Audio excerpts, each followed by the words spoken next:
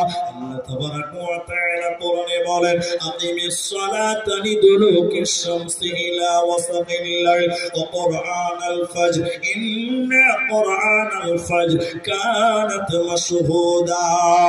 আল্লাহ তাবারাকা ওয়া তাআলা বলেন হে চাকালির মুসলমান, মুর্শিদাবাদের মুসলমান, যে ব্যক্তি 5 ওয়াক্তের নামাজ কায়েম করবে এবং সকাল সন্ধ্যা কোরআন তেলাওয়াত করবে কানাত মাশহুদা, এর জন্য কিয়ামতের দিন কোরআন সাক্ষী দিবে।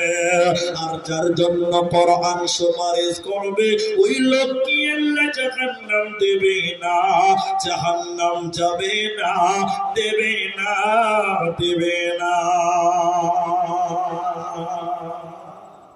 কোরআনের ব্যাপারে এখন যে ইতিহাসটা আপনাদের বলবো 5 থেকে 10 মিনিট টাইম লাগবে।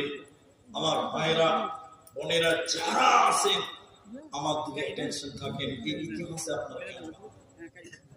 আমরা কোরআনের জন্য কি করেছি? কিছু করতে পারি। আমরা কোরআনের জন্য কি করতে পারি? আল্লাহ সব ভুলে দিয়েছে। অথচ সাহাবায়ে কেরাম এই কোরআনের জন্য তারা নিজের জীবন পর্যন্ত বিলিয়ে দিয়েছে। বলুন সুবহানাল্লাহ। ইতিহাসটা শুনবেন, উঠিয়েন না, ইতিহাসটা না শুনে আপনার ইমান বাড়বে বাড়বে। নবী যখন মক্কায় ছিলেন তিনি ইসলামের কথা বলছেন, ঈমানের কথা বলছেন।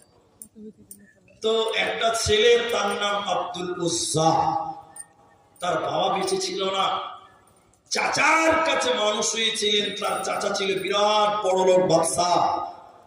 চাচার মানে ভাতিজাও বড় লোক, কিন্তু বাপ বেঁচে ছিল না। আব্দুল উজ্জার মনে মনে ইসলাম ভালো লাগছে, অপেক্ষা করছে যে কখন আমার চাচাকে ভালো লাগবে, চাচা ভাতিজা দুইজন একসঙ্গে ইসলাম গ্রহণ করবো, ঈমান আনবো। কিন্তু দেখতে দেখতে দেখতে দেখতে অনেক দিন চলে গেল, চাচা ঈমান আনছে না। আল্লাহ রাসূল মক্কা ছেড়ে মদিনা চলে গেল। বাবা শুনেন ইতিহাস। আব্দুল উজ্জা থাকতে না পেরে চাচার কাছে গেলেন, যে বললেন চাচা অনেক দিন থেকে অপেক্ষা করছিলাম কখন আপনি ইসলাম কবুল করবেন, কিন্তু আপনি তো ইসলাম কবুল করলেন না।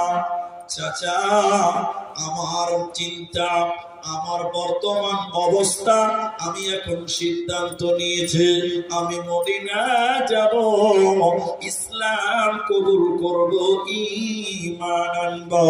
চাচা তুমি যদি